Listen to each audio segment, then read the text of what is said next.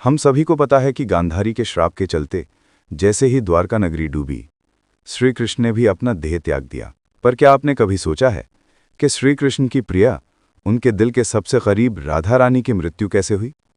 आखिर उनकी अंतिम इच्छा क्या थी और उन्होंने श्री कृष्ण से ऐसा क्या मांग डाला जो आज भी चर्चा का विषय है? ये एक ऐसी प्रेम कहानी है जो समय से भी परे है। ये वो बंधन है जो तन से नहीं, आत्माओं से जुड़ा हुआ है। तो दोस्तों, आज हम जानेंगे राधा रानी की मृत्यु का असली रहस्य और उनकी अंतिम इच्छा की अनसुनी मगर रोचक कथा जो आपको हैरान कर देगी।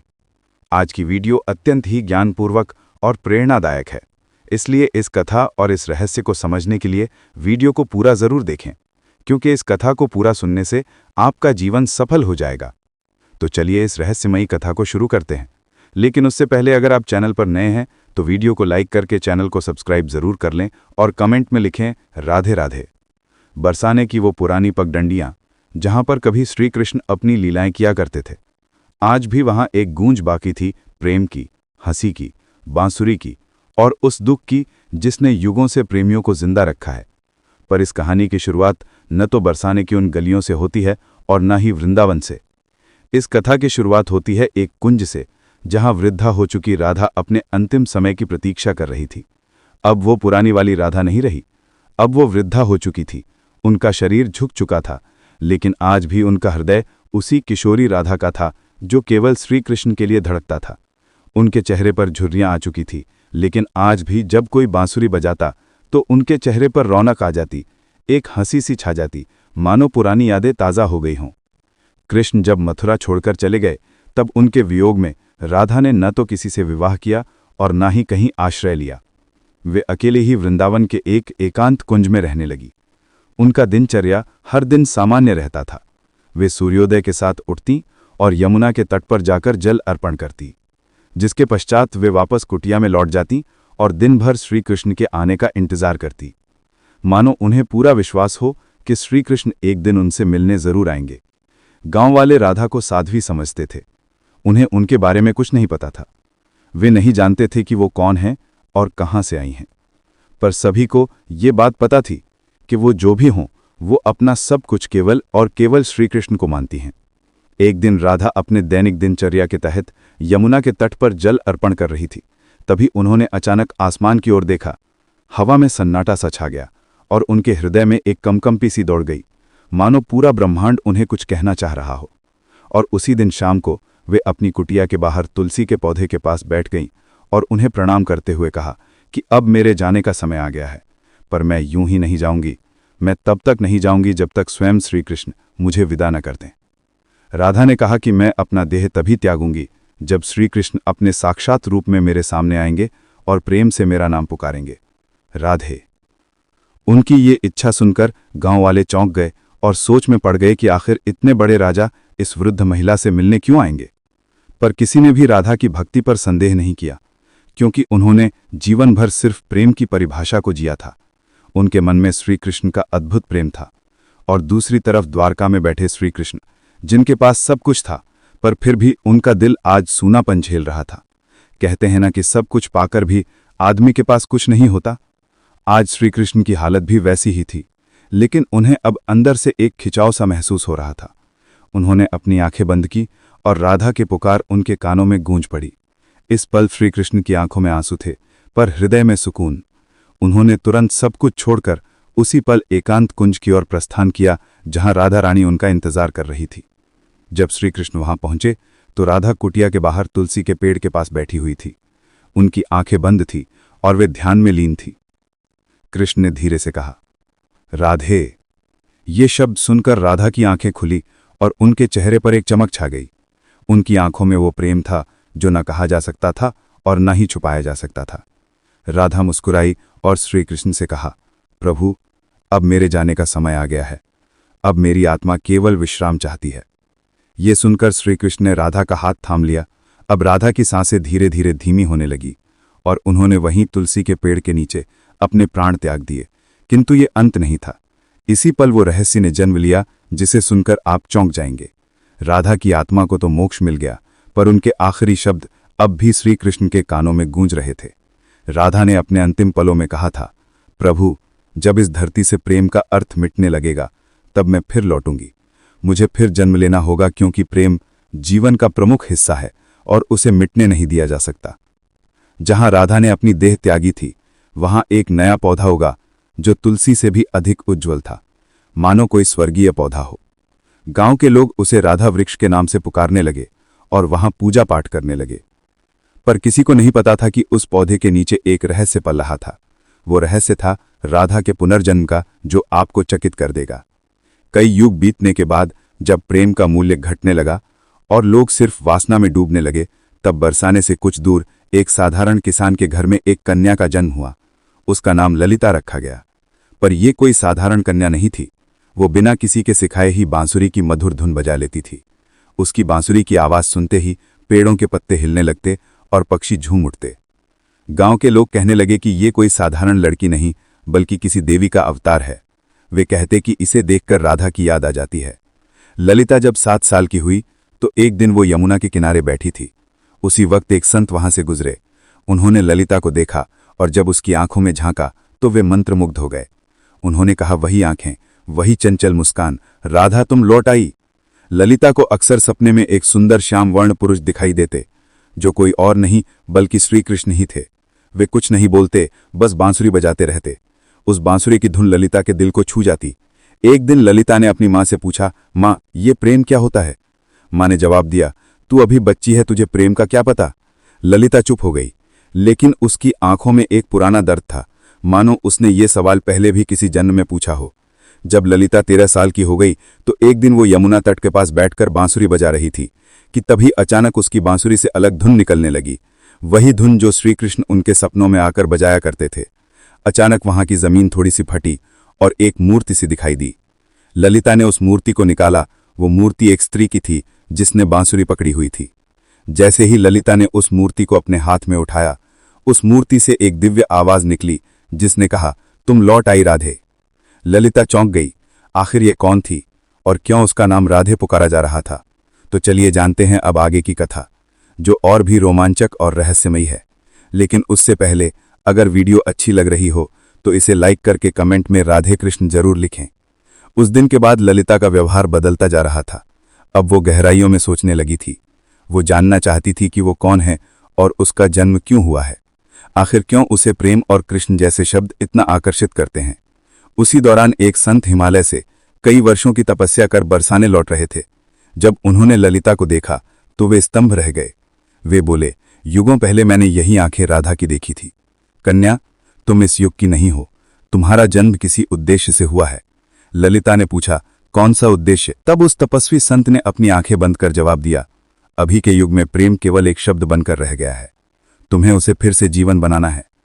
अब बरसाने की गलियों में एक नई कथा जन्म लेने वाली थी। दरअसल ये कथा नई नहीं बल्कि पुरानी थी, राधा के पुनर्जन्म की कथा। अब ललिता किशोरावस्था में पहुंच चुकी थी। अब उनके मन में विचित्र सी बेचैनी थी, मानो कोई उन्हें पुकार रहा हो। रातों में ललिता यमुना के तट पर अकेले बैठती और उस अज्ञात पुरुष की कल्पना करती जो उन्हें सपनों में दिखाई दिया करते थे। एक दिन ललिता ने अपनी मां से पूछा, मां, ये प्रेम क्या होता है? तब उनकी मां ने जवाब दिया, बेटी तू अभी बच्ची है, तुझे प्रेम का क्या पता? ललिता चुप हो गई, लेकिन उसका हृदय उस व्यक्ति के लिए धड़क रहा था जिससे वो कभी मिली भी नहीं थी। एक दिन उस स्वामी ने ललिता को अपने आश्रम में बुलाया और कहा, राधे, अब समय आ गया है। कृष्ण इस युग में जन्म ले चुके हैं, पर इस युग में उन्होंने एक ब्राह्मण के रूप में जन्म लिया है और तुम्हें उन्हें ढूंढना पड़ेगा। ये सुनकर ललिता खुशी के मारे झूमने लगी, क्योंकि जिस पल का उसे इंतजार था वो आने वाला था। पर एक समस्या थी, ललिता श्री कृष्ण को पहचानेंगी कैसे? तब उस संत ने कहा, जब वे तुम्हारे सामने आएंगे तो तुम खुद ही उसे पहचान लोगी। पर ध्यान रखना, इस बार परीक्षा और भी ज्यादा कठिन होगी, क्योंकि अब युग बदल चुका है। अब तुम्हारा प्रेम व्यक्तिगत नहीं रहा, बल्कि अब तुम्हें लोगों और समाज का सामना करते हुए पूरे संसार को प्रेम का अर्थ समझाना होगा। अब श्री कृष्ण पुनर्जन्म ले चुके थे और एक नव युवक साधु के रूप में थे जिनका नाम अनंतानंद था, जो लोगों को उपदेश दिया करते थे। पर कोई नहीं जानता था कि असल में अनंतानंद है कौन। वे जब प्रवचन देते तो प्रेम की ऐसी वाणी बोलते कि लोग रो पड़ते थे। वे कहते थे, प्रेम केवल शरीर का नहीं बल्कि आत्मा का संबंध है। प्रेम का अर्थ ही है त्याग और समर्पण। पर अंदर से वे भी अधूरा सा महसूस करते थे। वे भी हर रात यमुना के तट पर जाकर बैठ जाते और उस अज्ञात स्त्री के स्वप्न में खो जाते। अब एक दिन संत के आदेशानुसार ललिता ने अपने माता पिता को प्रणाम कर अकेले ही अपने उस अज्ञात प्रेम की तलाश में निकल पड़ी। उनके हाथ में केवल एक छोटी सी बांसुरी थी और मन में दृढ़ निश्चय। वे गांव-गांव घूमती, कभी कथा सुनती तो कभी कई साधुओं से मिलती, इस उम्मीद में कि उसे उसका प्रेम मिल जाए। पर किसी साधु में वो तेज नहीं था जिसकी तलाश ललिता को थी। एक दिन उसे एक वृद्ध महिला मिली जिसने उससे पूछा, बेटी तुम इधर उधर क्यों भटक रही हो? तब ललिता ने कहा, मुझे किसी की तलाश है। उस वृद्ध महिला ने ललिता में राधा सा तेज देखा और उसे सुझाव दिया, बेटी तुम अपनी ये बांसुरी बजाओ, जो तुम्हारे लिए बना होगा वो स्वयं ही धुन सुनकर तुम्हारे पास खींचा चलाएगा। जिसके पश्चात ललिता ने ऊंची पहाड़ी पर चढ़कर अपनी बांसुरी बजाई और ठीक उसी पल उसे कई मील दूर अनंतानंद की आंखें भर आईं। ललिता अब तक 8 गांव पार कर चुकी थी। हर गांव में वो अपनी बांसुरी बजाती, मगर अब तक उसे वो नहीं मिल पाया था जिसकी उसे तलाश थी। ललिता को अनंतानंद के आसपास होने का एहसास होता, मगर वो उसे ढूंढ नहीं पा रही थी। अब वो थक चुकी थी, जिसके बाद उसने प्रण लिया कि यदि अगली पूर्णिमा की रात तक उसे वो नहीं मिला तो वो यमुना में कूदकर अपनी जान दे देगी। उस दिन आखिरी बार ललिता ने बांसुरी बजाई। उसकी धुन वैसी ही थी जो किसी को अंदर तक भिगो दे। उसी पल हिमालय में बैठे अनंतानंद को वो ध्वनि सुनाई दी। उसे वो ध्वनि काफी प्रभावी लगी, मानो उसने कई वर्षों बाद वही ध्वनि सुनी हो जो उसे पुकार रही हो। अनंतानंद ने तुरंत ही हिमालय छोड़ दिया। ठीक उसी रात ललिता को फिर से स्वप्न आया, पर इस बार स्वप्न काफी अलग था। इस बार श्रीकृष्ण और राधा यमुना के तट पर बैठे थे और राधा श्रीकृष्ण से पूछ रही थीं, प्रभु क्या इस बार भी मेरी प्रेम कहानी अधूरी रह जाएगी? कृष्ण ने कहा, नहीं राधे, इस बार संसार को तुम्हारे प्रेम की पूर्णता दिखाई देगी। इतना कहते ही ललिता का स्वप्न टूट गया। ललिता के मन में एक नई उम्मीद जाग उठी थी। अब वो उस जगह पहुंची जहां अनंतानंद पहुंचने वाले थे, वृंदाधाम। ये कोई आम स्थान नहीं थी। कहते हैं कि इसी स्थान पर राधा ने कृष्ण को आखिरी बार देखा था और एक शिला को छूकर प्रण लिया था कि जब तक उसकी प्रेम कहानी पूर्ण नहीं हो जाती वो लौटती रहेगी। उस समय वृंदाधाम में कथा हो रही थी और उस कथा के वाचक कोई और नहीं बल्कि स्वयं अनंतानंद थी। ललिता बहुत दूर खड़ी थी और उनके चेहरे को भी नहीं पहचानती थी, परंतु उनकी वाणी में कुछ ऐसा था जिसने उसके हृदय को प्रभावित कर दिया। उस दिन अनंतानंद प्रेम की परिभाषा समझा रहे थे। प्रेम वो नहीं जो आपके पास होता है और आपके साथ जीता है। प्रेम तो वो है जो दूर होकर भी पास होता है। वे ये सब बता ही रहे थे कि उनकी आंखें ललिता से टकराईं। दोनों एक पल के लिए स्तंभ रह गए, मानो पूरी दुनिया ही रुक गई हो। अनंतानंद ने तुरंत ही प्रवचन छोड़ दिया और ललिता के पास दौड़े चले आए। तब ललिता ने अनंतानंद से धीरे से पूछा, क्या आज भी आपको मेरी आवाज सुनाई देती है? अनंतानंद ने उसकी आंखों में देखा और प्रेम से कहा, राधे तुम आ गई। पल काफी मनमोहक था। पूरा संसार थमा हुआ था, लेकिन ये अंत नहीं था। असली कहानी तो अब शुरू होने वाली थी। अचानक मौसम खराब होने लगा और बादल काले पड़ गए और तभी वहां एक साधु कुरंगनाथ प्रकट हुए, जो नहीं चाहते थे कि राधा और कृष्ण फिर से मिलें, क्योंकि उसे ऐसा लगता था कि अगर राधा और कृष्ण फिर से मिल गए तो प्रेम को धर्म से ऊपर का स्थान मिल जाएगा, जो कि समाज की जड़ता को तोड़ डालेगा। कुरंगनाथ ने कहा, तुम्हारा प्रेम आज के युग के नियमों के विरुद्ध है। आज का समाज ना तो इस प्रेम को समझेगा और ना ही सहन कर पाएगा। तब अनंतानंद ने कहा, प्रेम समाज का मिलन नहीं बल्कि दो आत्माओं का मिलन है। तब कुरंगनाथ ने कहा, तो फिर अब तैयार हो जाओ अंतिम परीक्षा के लिए। कुरंगनाथ ने कहा कि यदि तुम्हारा प्रेम सच्चा है तो अगली पूर्णिमा की रात तक ललिता अपनी आंखों पर पट्टी बांध लेगी और वो बिना देखे और बिना सुने तुम्हें ढूंढ निकालेगी। यदि वो इसमें असफल हो जाती है तो दोनों को फिर से युगों युगों के लिए बिछड़ना होगा। अनंतानंद ये सुनकर मौन रह गए, पर ललिता ने बड़े ही प्रेम पूर्वक और शक्ति से कहा, मुझे आपकी ये शर्त मंजूर है। पूर्णिमा की रात पास आ रही थी। ये परीक्षा ललिता के लिए केवल एक शर्त नहीं थी, बल्कि उसके प्रेम और संयम की लड़ाई थी। वो खुद भी ये जानना चाहती थी कि क्या बिना देखे सिर्फ मन और आत्मा से प्रेम किया जा सकता है या नहीं। अब उसने अपने नेत्रों पर पट्टी बांध ली और कसम खाई कि वो अब किसी को नहीं देखेगी जब तक उसकी आत्मा उसे स्वयं श्री कृष्ण को ना दिखा दे। लोगों ने जब उसे ऐसा करते देखा तो वे उसका मजाक उड़ाने लगे कि आजकल की कन्याओं को तो सिर्फ नाटक करना आता है। लेकिन कुछ ऐसे भी थे जिन्होंने उसके इस प्रयास की तारीफ की और उसे हिम्मत दी और बोले, हे राधे, तुम इस युग में जरूर प्रेम को जीत दिलाओगी। उधर दूसरी ओर अनंतानंद एक सुनसान गुफा में ध्यान मग्न बैठे थे। वे केवल एक ही शब्द दोहरा रहे थे, राधे। वे ना कुछ खा रहे थे ना पी रहे थे। उनके शिष्य इस दृश्य को देखकर घबरा गए और बोले, गुरुदेव, यदि ऐसे ही चलता रहा तो आप जीवित नहीं बचेंगे। तब अनंतानंद ने मुस्कुराते हुए उत्तर दिया, मेरे प्राण तो केवल राधे में बसते हैं। इतना कहकर उन्होंने अपने शिष्यों को आदेश दिया कि यदि ललिता उनके बारे में पूछे तो ना उनका चेहरा बताया जाए, ना ही उस स्थान का पता दिया जाए जहां वे ध्यान कर रहे हैं। वे भी ये जानना चाहते थे कि क्या इस युग में भी राधा केवल अपनी आत्मा की पुकार से उन्हें ढूंढ पाएगी। इधर ललिता अपनी आंखों पर पट्टी बांधे गांव-गांव भटक रही थी। वो अनेक साधुओं से मिलती और पूछती, क्या आप अनंतानंद हैं? पर उसे कुछ हासिल नहीं हो रहा था। कुछ साधुओं ने तो यहां तक झूठ बोलने की कोशिश की कि मैं ही अनंतानंद हूं, पर ललिता का हृदय उन्हें पहचान जाता। उनकी आवाज में वो नहीं था, ना ही वो तेज था जो केवल आत्मा से पहचाना जा सकता था। एक बार एक साधु उनके पास आया जिसमें गजब का तेज था और जिसकी वाणी अत्यंत मधुर थी। उसने ललिता से कहा, मैं ही अनंतानंद हूं। ये सुनकर ललिता एक पल के लिए डगमगा गई, पर तुरंत ही उसे एहसास हो गया और उसने उस साधु से कहा, आप में तेज तो काफी है, पर आप वो आत्मा नहीं है जिसकी मुझे तलाश है। उसी क्षण उस साधु ने अपना भेष बदल लिया। दरअसल वो कुरंगनाथ ही था जिसने भ्रम फैलाने के लिए ऐसा किया था।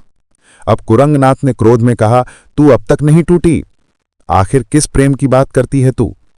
इतना सुनकर ललिता ने कहा, मेरा प्रेम इस युग के बंधनों से मुक्त है, जिसे शब्दों में समझाना असंभव है। इतना सुनकर कुरंगनाथ वहां से चला गया। अब ललिता उस गुफा के पास पहुंच चुकी थी जहां अनंतानंद ध्यान मग्न थे।